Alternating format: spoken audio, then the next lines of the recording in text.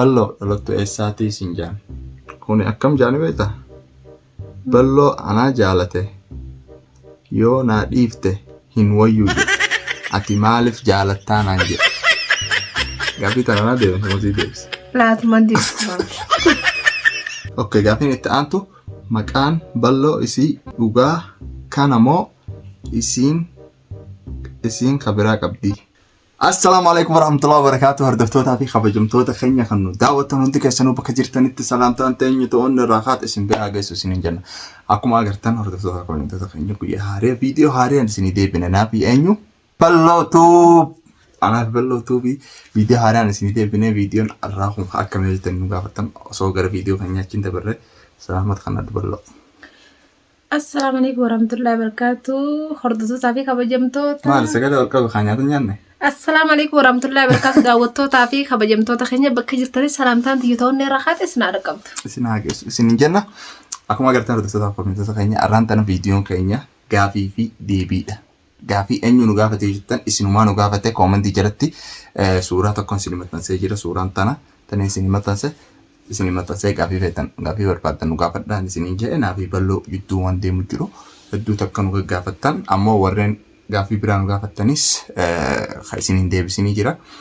Viidiyoo kana keessatti arguuf teessan gaafiin warreen gaafii keessanis hin deebifne gaafiin wal fakkaatu gaafuma takka irraa fudhanne maal jettan gaafiin wal fakkaatu hundarraa yoo ni deebifne jenne ilaa baruuttuun finnu gaafii walitti dhiyoo gaafiilee teessan kan walitti dhiyoo deebuma takkaaf isin deebifne isinis achumarraa fudhattanii dhaggeeffachuu dandeessan.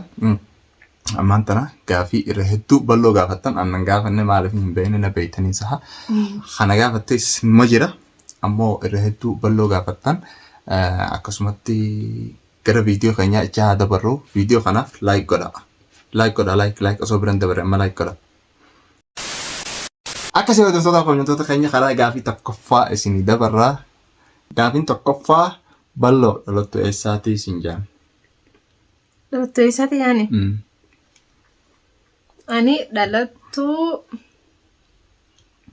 Oromiyaati. Oromiyaa keessaa Harargee ba'aa Dadariin jedhama. Dadaritti dhaladhe. Dadaritti dhalatte. Warri gaafii kana gaafate isinii deebiftee jirti. Gaafiin itti aantu ati Shukriyaan obboleeyyan waliin jettanii dhugaadha moo sobaa? Yoo dhugaa taate maatii wajjin jirtan moo isinuma lamaanii? Yani ati Shukriyaan obboleeyyan waliin jettanii dhugaadha moo sobaa? Yoo obboleeyyan dhugaa taatan maatii wajjin jirtan moo sobaadha? Laanti maatii wajjin jirru Shukriyaan intala isuma kiyyaati. Yaani bas naafisiin bakka takka guddanne wajji guddanneesi wajji ilaan qaamaan tanaa wajji jirra bakka takka jechuudha. Biyyarraa kaafnee xiqqeenya keenyarraa hanga fe'e ilaan qaamaan tanaa wajji jirra. Bas akka obboleettii wajji dhadhee takka ittiin beekaysi. Akkas. Gaafiin itti aantu balloo haadhaa fi abbaan isii Yemen jiran moo biyya jiranii? Haadha abbaan kee biyya jiran. Anuma qofaa Yemen keessa jiran malee. Asuma qofaa jira. Anuma qofaa jira Yemen keessa. Gaafiin itti aantu balloo maashaa Allah yaa ni bareeddaa garuu maaliif rifeensa kee ol qabdaa sin ja'a? Hidhattuu maaliif ol qabdaa duubaan? Rifeensa kee maaliif duubaan ol qabdaa sin ja'a gaafiin tun? Ni bareeddanaan jechuu keessaniif hedduu takka galatoomaadha. Garuu amala kiyya yaani waan biraatiif osoo hin taane rifeensa ol qabu kana yaani duraanumarraa hin baradhe bas. Amma akka rifeensa gaqqabadu yaammoo silaa kam jaan? La maaliif ol qabdaa rifeensa kee? Maaliif ol qabdaa jaani? Yaani bas akkumaan itti baradhe kun. Akkumaan itti baradhe yaani akkanumattiin baradhe yaani achi gubbatti hidhachuu kana ni jaaladha bas. Ammoo dhiisinaan jettanis ni hindhise yaani. Koomentii jalatti barreessaa warri gaafii tana barreessitaniif dhiisi jaam. Okay, gaafiin itti aantu maqaan balloo isii dhugaa kana moo isiin kabiraa qabdi? Balloo maali hiikkaan isaa yoo balloo ta'e? Maqaan kee balloodha moo maqaa biraa qabdaa? Yoo maqaan kee balloo ta'e hiikkaan maqaa balloo maali? Hiikkaa maqaa keetiin beektaa? Hiikkaa maqaa kiyyaan hin beekaa ajaa'ibatti. Hiikkaa maqaa kiyya yaani maqaa kiyya maqaan jijjiiran maqaan kiyya kanoo maquma balloo kana haadha abbaa kiyyaa naa baase yaani itti tole bas itti bal'atte mungkin gaafaan andara dhusanii jireenyi bareedaan jijjiirame. Ayo sanii ballo. Sanii fi yaani isii eegaa andara jireenyi waan bareedaa irraa jijjiirameef balloo naa baasan. Akkana jaayee naa himan giseen gaafadhu. Yaani maqaan kee ballum. Maqaa biraan qabdu. Balloodha. Maqaan sii balloo. Okay. Gaafiin itti aantu sargii godhachuuf karoora hangam qabdaa? Ana baanammoo si baana. Lamaan baana. Ani sargii godhachuudhaaf karoorri yaani namni mushakkan lafaa kee sargiin godhatu. Bas dura waa hunda mijeeffatee haala hunda mijeeffatee amala waliitis walirraa baranii waa hunda yaani alaa kullee waa hunda baratanii bas amala abdataatis ganaa yaani ammaan xiqqoon jaaladde malee ganaa yaani amala isaatis hin barre amala isaa giseen isin joo akkasitti yaani waa hunda irraa hin baranne giseen baradhe booda gisee innis nama akkamii nama naa maaf ta'u moo nama naaf hin taane akkasuma jedhuu danda'a.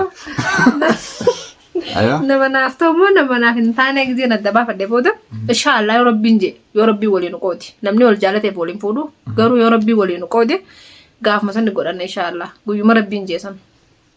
Okay. Gaafiin itti aantu kun akkam jaani beektaa? Balloo anaa jaalate yoo naa dhiifte hin wayyuu jedhe ati maaliif jaalattaa naan jedhe? Gaafii tana naa deebisa moo sii deebisa? Laatumaan deebisa. Kanaafummaan deebisa. Akkam jedhe beektaa? Balloo anaa jaalatee jedhe. Kun akka ajaa'ibaati akkam? Laa bas kaanamni nama jaalachuunis wooma jira. Namni jaalala yoo hin qabaanne yoo akkas jedhe. Ammoo amma jaalala qabdi akkamitti waan akkanaa dubbatanne?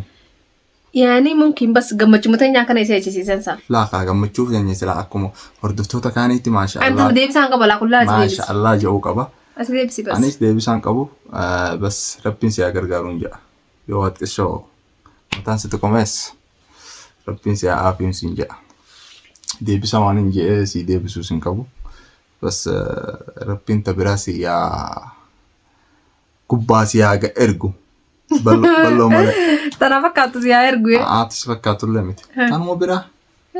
Tanuma inni jaalatu. Du'aayin sii godha. Salaata keessattiin du'aayin sii godha. Tamaam. Asumaan gaafii itti aanutti cufufna.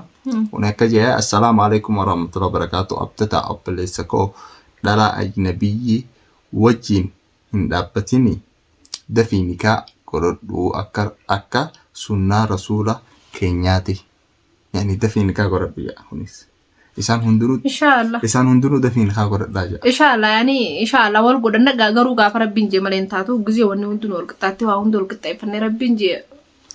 Akkasitti yoo deebisaan teetillee dhabeekan. Yoo waan akkanuma aslan gaafii tana hedduu nu gaafatan nikaa godhadhaa aruuza godhadhaa viidiyoo kana durallee haasa'anii jirra chaanala bal'oo irratti haasa'anii jirra chaanala irratti haasa'anii jirra waa hundinuu yoo yeroon isaa geesse numa taate. Rabbiin yoo waa hunda wal nu qixxeesse waa hunda yaani nutis wal fahamnee hedduu takka xabi'aa isiitis akkuma balloon jettee baree waa hunda walirraa barre badala jarjaraan wal fuunee jarjaraan adda deemnu waa hunda xabi'aa isiitis baree xabi'aa xiyyaas bartee akkasumatti hedduu tokko hojii turuu irra wayyaadha malee akkanatti jarjaraan yoo itti seenne jarjarumaan keessaa baana sanii fi hordoftoota fi kabajamtoota keenya gaafiin itti aantu. Assalamu alaikum warahmatullahi wabarakatuh jaa abdataa an balloo hedduu takka walirra bareeddan maasha Allah sin jedha. Galatoomii hedduu takka. Anaanis jee bara. Yaani haa galatooma. Hedduu takka galatooma. Hedduu takka galatooma warreen akkana koomantii jalatti nu barreessitan. Warreen abdataa fi balloo hedduu takka walirra bareeddan jettan hedduu takka nutis isin jaalanna isinis hedduu takka. Isin kabajna wallahi hanga isin jaalatanii nu kabajtanii koomantii jalatti nu barreessitan nuti gammachuu takkaa nu dhaga'ama. Akkasin sin jaa kun akka jedhu kunis nikaa wal godhadhaa jedha gaafii tokkoffaa irratti. Gaafii lammaffaatis balloo ati ijoollee eessaati jedha. Deebii tanaas deebiftee jirti balloon. Warra dadariyaan dadar jechuu warri beektan. Harargee ba'aa aanaa dadar. Asumaan gaafii itti aantuun si gaafadha. Mudannoo kee kan yoomuu hin daganne takkarraa ilaashanii nuu himi siin jedhe. Mudannoo na mudatte gaafaan dura biyya tana dhufu. Yemen gaafaan dura dhufu. Dhufee torbaan takka. Bas wayin bitaddayeetiin magaalaa keessa gabbee ta'ee rakkaa'ee irraanfannee beekne. Wayin bitaddayeetiin magaalaa keessa gabbee. Akkasitti osoo hin deemu. Baasa hore. Baasa ni beekan isa? Makiinaa hore. Makiinaa hore deebisanii dhibbee irraa muratanii kuma Yemeniitiin qaba. Kuma biyya tanaa jechuudha. Dhibba irraa muratanii deebisaa taanaa deebisanii harka qabadheetiin magaalaa keessa akkana deema. Shaantaa isin qabu basaanaa artee haareyaa jechuudha. Namni biyya namaa keessa jiru waan gaafa haarayummaa inni irraanfatu. Ana akkasitti deemu jiru magaalaa keessa gizeen ammaas makiinaa irratti korojee makiinaa maallaqa sanni hin bachiise. Maaliin nu bade? Maaliin ni bade na harkaa bakka itti bade hin beeku. Waan namni harkaa fudhatu waan harkatti hin deemu jiraanimi. Waan namni harkaa fudhatu waan lafa buusu waan hin beeku bakka ati darbi. Gizeen ammaas baasa kore gurbaan baasa afaan arabaan natti haasa'u. Afaan arabaan beeku. Afaan arabaan beeku. Cinqameetii nama booyee baasarra taa'ee yaa rabbii kiyya. Ana akkam jeetiin nagarsiisaan bakka irraa dhufetti akkam jeetiin maallaqa inni harkaa bade jaan lubbuun tun asin naa dhuftee tamam gurbaan osuma deemuu firaan na buuse bakkaan hin beennetti na buuse hanganaa deemaa oolee bakka biraa si geesse bakka biraa na geesse na buuse wayii beekaayan innis akkasitti deemaa oolee galgala galee jechuudha mudannoon irraan fannisan malee tabiraa takka hin jirtu. Yoom baatee yoom galte? Ganama deemeetiin galgala gale. Wallaahi. Inni irraan fannisan. Kan hunda waan nyaanne? Maaliin nyaadha? Maallaqa si barkaa dhabe. Wallaahi.